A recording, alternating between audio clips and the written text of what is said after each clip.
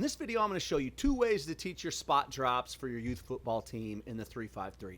Now, this video will very closely apply to your 4-4 as well. However, I just made a video on the simplest 3-5-3, and at the end, I had said, then after this, I'll go into pass drops, and then I just ended the video. So now pass drops are a video of their own, which is probably a good thing in the end because it'll allow me to take more time to go into these things. Once I have a video that's gone over 25 minutes, I start getting shorter-winded because I'm sick of hearing myself talk. When it comes to pass drops, there's 2 ways to do it. You're either a spot drop team or a man drop team.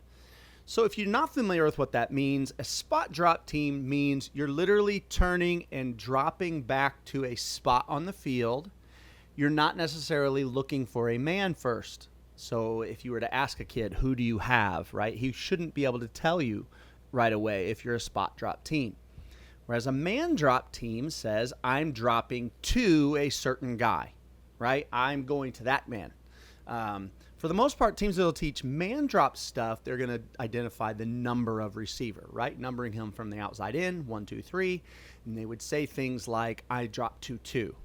Okay, I drop to 2 and then I look to 1. Now, over the 15 years of running this defense, we have actually done a little bit of both. And for the high school level, I lean towards a man drop system. However, I still start with spot drops in the summer because I want to build good habits. You know, when it comes to opening, this is the direction that you're going to go regardless of where that number 2 receiver is. You know, this is the start. So I like starting with spot drops. Now, if I'm coaching youth football, I would 100% be a spot drop team.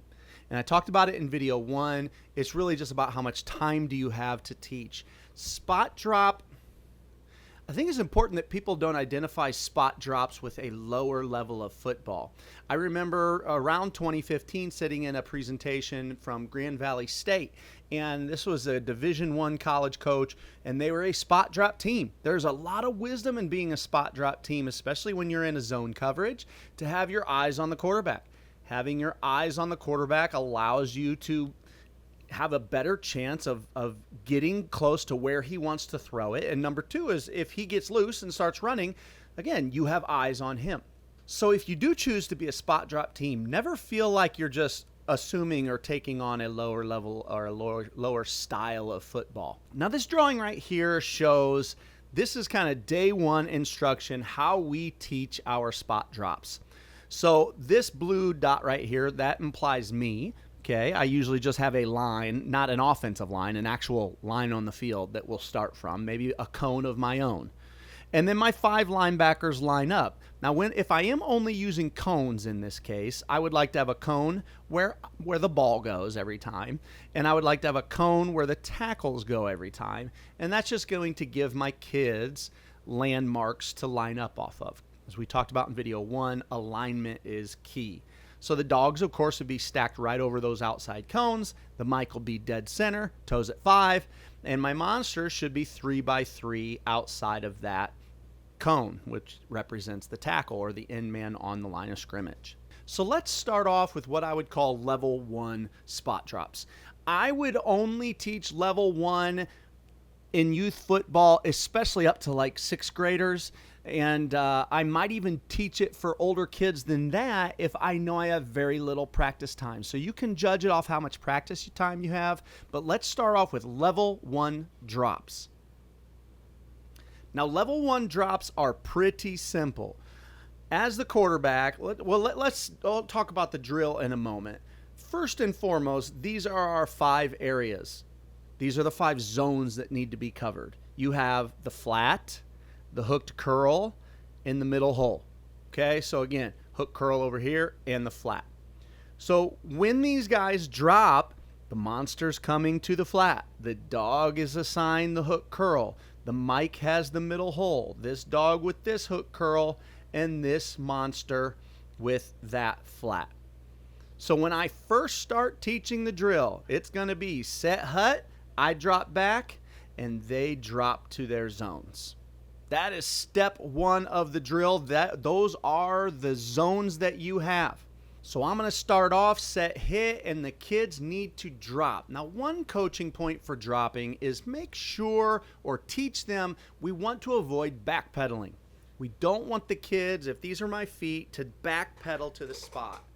I would like to keep eyes on the quarterback for as long as possible, but realistically it should look like this. Set, hit, everybody takes read steps because we're linebackers, we should be anticipating run first. Set, hit, step, step, and now I drop. So let's say I'm this monster over here on my right. Set, hit, step, step, and now immediately I read pass. I'm going to drop the outside foot back. Okay, drop this shoulder. Let me take my mic with me and turn and look momentarily at my cone. And I am going to start running towards that cone, and now I can look back to the quarterback. It's important for you as a coach to teach the kids, like, I don't need you. It's less important to be exactly on the cone than it is to find a direction, the landmark where you know you need to go, get your eyes back on the quarterback and get to that area, right? You should be pretty close, within a yard or two of that cone. It's better than turning and just taking my eyes and sprinting all the way to the cone so that I'm standing right at the cone, right? We can't guarantee where the guy's going to go. We want to get to that spot, that area that's going to get us close. Even for my Mike linebacker, like, his drop is straight back, but I don't want him to backpedal there. I'd rather see him open his hips and run like a lateral run than to backpedal. Now, the next thing I would teach is this concept of melting. And melting is a term I stole directly from Grand Valley State at that presentation I watched years ago. So now, as the quarterback, as a coach, I'm the quarterback. I'm holding a ball or pretending to hold the ball. And now we're going to read that elbow. So as a quarterback, I just sit here like this, and I'm going to move this way or move this way, right? I'm kind of hopping in my pass drops. And the kids want to melt in the direction of my elbow. I'll just kind of slowly go back and forth.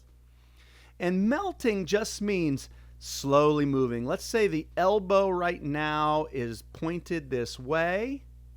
Then all of my guys, once they've gotten to their landmarks, should melt in that direction, which just means a small amount of movement. We should all move in the direction of the elbow. If he turns back this way, slowly, as he starts turning back this way and eventually is pointing this way, all the guys melt back in that direction. Okay? Now, you could have the kids shuffle if you wanted. I prefer not to have them shuffling. We want to actually turn our hips and kind of give an under control jog in that direction. I want to melt. It's kind of like a little hustle.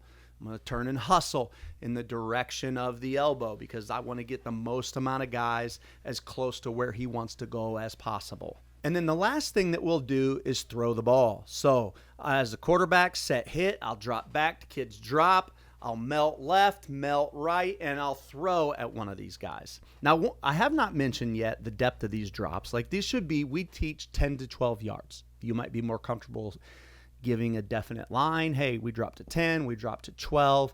We teach 10 to 12. Somewhere in this area is where we want to be. But back to the drill, I then throw it, right? So now my kids, another part of this drill is communication. It needs to be set, hit. I drop back. All the kids are required to yell pass 3 times. Pass, pass, pass. They drop, pass, pass, pass. I throw, ball.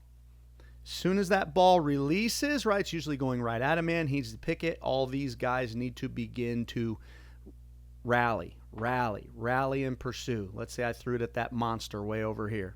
Rally and pursue. He catches it, Oski, and all these guys turn into lead blockers for him. Okay? Now, the next piece of the puzzle on spot drops is you have to have a plan for rollout pass. So in the simplest 3-5-3 rollout pass, the dog to the side that the quarterback is rolling, say this quarterback is rollout pass this way, that dog is assigned to sick him, go get him. And we want to attack the outside hip. We want to force this guy to stop rolling or want to stop his feet. So the dog to that side is going. Now, let's go back. I'm going to backpedal a second here. Backtrack a second. Let's say, for example, we have all dropped back. We're already in our drops, and this quarterback begins to roll out. This dog needs to attack immediately. And now all of my linebackers are going to hustle to the next cone over. So when we roll out, that dog goes and gets pressure, and all the other linebackers hustle over and rally in that direction. So if I'm this dog, if on the snap of the ball I read that he's rolling right now, I go right now. If I'm this dog and I see drop back and I have started to drop and then he begins to roll, then I'll go late. Whenever I recognize him rolling, whether it's early or late, it could be a play action pass, it could be he had set up in the pocket and began to scramble. Once he begins to roll out, myself as the dog, I am going to get pressure, and all the guys behind rally in that direction, and their zones all kind of switch over one spot. So when we do this drill live, we usually go in sets of 3. So we'll send all the ones out, set hit, I'll drop straight back, pass, pass, pass. They all get to their spots, melt, I'll blow the whistle, tweet, tweet, tweet. They hustle back, they get lined up again, set hit, drop back, I'll roll one way, right? They pass, pass, pass. I start to roll. Here comes this dog. Everybody else shifts. I like what I see. Whistle, whistle, hustle back. Third rep. They know this is the final one. They know I'm going to throw on this one. Set, hit, drop back, roll the other way. Here comes that dog. Everything shifts. I like it. Throw, pass, ball, Oski, boom, all the way back and through. Celebrate the interception. Whistle, whistle. Group 2 hustles on the field. Okay, so it's a pretty high-paced drill. I'm going to get lots of reps, and as I always say, you don't want to do this one time. This is an activity you want to repeat throughout the course of a season, because that's when kids start to learn. We're trying to build habits, right? You'll never build a habit by teaching something one time. This has to be a regular part of your practice plan. Now, let's go to level 2 drops. For level 2 drops, I believe you need to have a lot of practice time. So youth football everywhere is different. And in some places, these youth football teams take it very seriously and have a lot of practice time. Or maybe where you live, you have a 7th and 8th grade team, like an actual team where you get to practice every day. Now you can think about going to level 2 drops. So let's talk level 2 drops. Now, the main difference between your level 1 and level 2 drops is that as level 2 droppers, we're now starting to become aware of where our weaknesses are. When you run a 3-5, cover 3, it is known your 2 weaknesses are, number 1, off-tackle run. So we're going to rep off-tackle run. We defend it a lot. What's our answer to off-tackle run? Number 2 is when you play cover 3, it's the seams. People either want to hurt you with vertical seams by number 2, so like 4 deep, if they're going to see cover 3, or hook curl. And because that's that zone it's open. It is what it is. It's open. So as level 2 droppers, we're more aware of what our weaknesses are, and we're going to try to protect those. So in a level 2 drop, we're going to teach our monsters.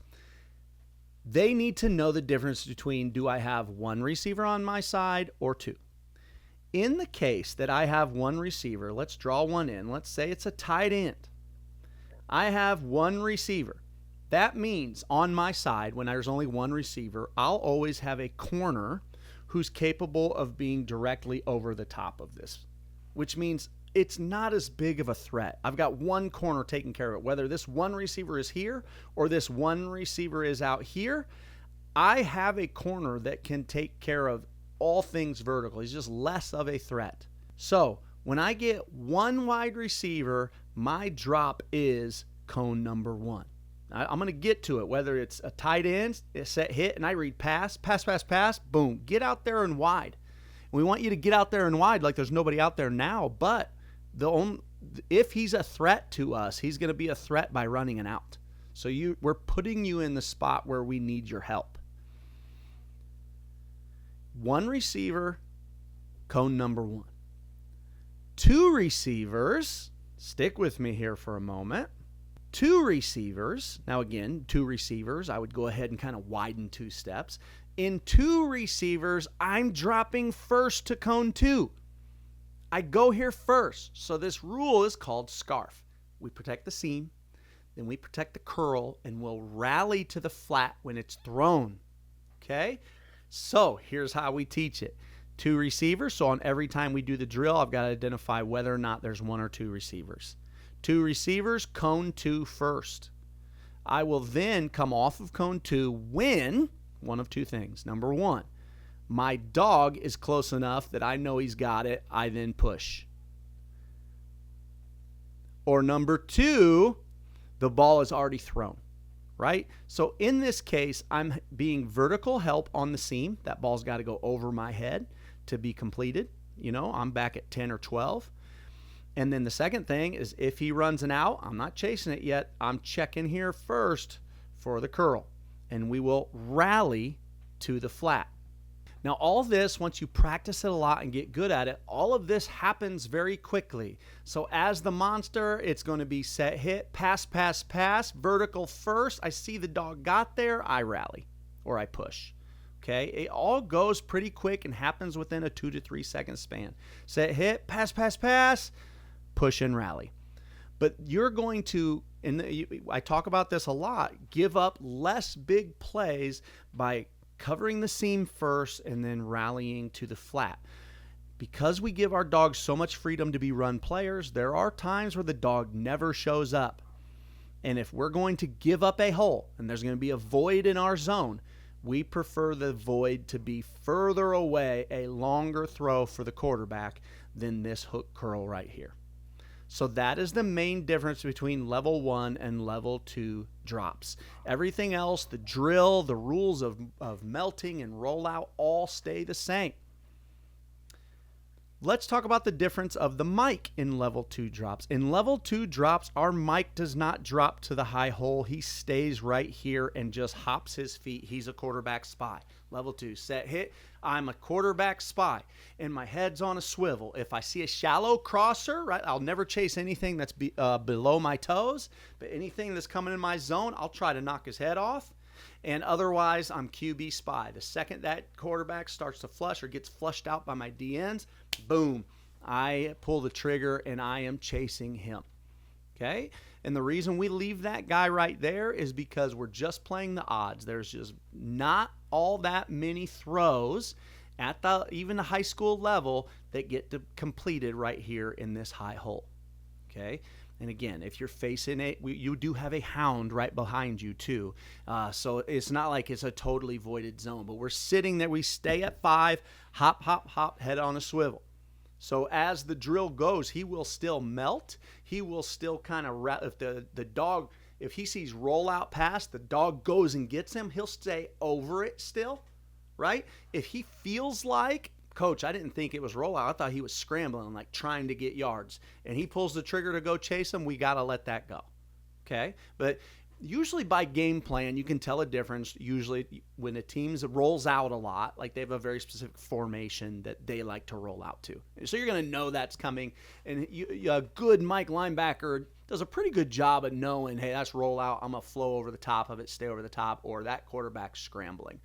But he won't be right 100% of the time. The last piece of the puzzle that I'd like to share with level 2 drops are the following. On a level 2 drop, when I've gotten to level 2 drop, there's a more advanced spot drop. When I see rollout pass as this monster, of course, as the monster, I'm here, then I push, I'm getting out to the flat. As that guy rolls out, what we have happening behind us is the following. Our hound knows that on rollout pass, I no longer have vertical responsibility. On rollout pass, I am screaming across at this 10 to 12 yard angle. And what I'm looking for is a threat in the curl first. And if it wasn't curl on rollout pass, I am then looking immediately to that 10 to 12 yard out.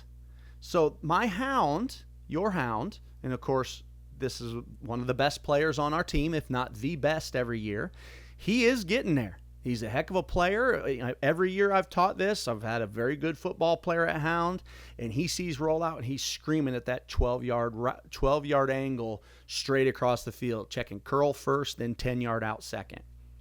Which means, as the monster, I know this guy's coming, so I'm going to go here first, and then if it hasn't been thrown yet, once I get there, now I begin to squeeze down. Because the way the timing of it all works out, by the time I'm here, my Hound is usually right behind me, right about here. He's now in position to be able to take this or cover, not necessarily intercept, but cover this high out. And on most rollout passes, you're going to have a high out accompanied with a low shallow out. Okay? And if that high out hasn't been thrown yet by the time I get to this cone, my Hound can take it and I'm ready to rally downward. I'll come back down to about 5 yards, because usually what a quarterback will do is roll out. He wants this high out first. It's not there. He checks down to the shallow out. And that's where I'm ready. I'm coming downhill once I've gone through that cone. Okay, it's been long enough.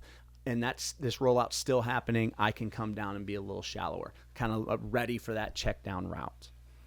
All right, so yes, it is more complicated. You have to have more time to teach it.